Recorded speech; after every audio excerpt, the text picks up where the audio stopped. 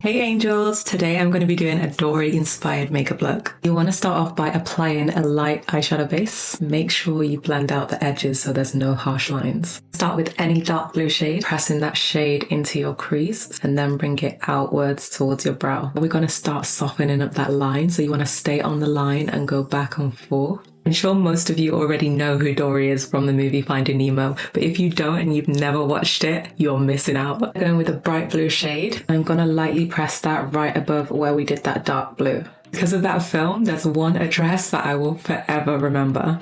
P. Sherman 42 Wallaby Way, Sydney. I wonder if that's a real address. We're gonna repeat that same step again, but this time with like a baby blue shade. Pressing that right above where the last shade ends. Now we're going in with a white eyeshadow, so you're gonna focus this right under the brow, going into that blue. Who is your favorite Finding Nemo character? I don't think I have one, but I really love Darla. I come fishing, why are you sleeping? Dipping an earbud into my cellar water to clean up where I'm gonna cut my crease. I'm just going to start marking along that line. Now let's fill it in.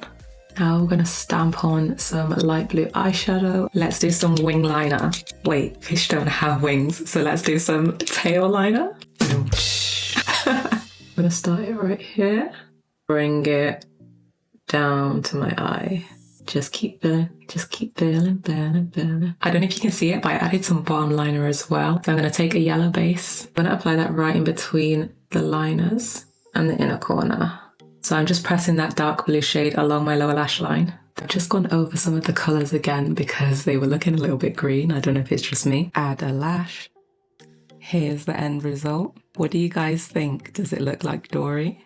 If you enjoyed this video, give it a thumbs up and subscribe to my channel. See you on the next one.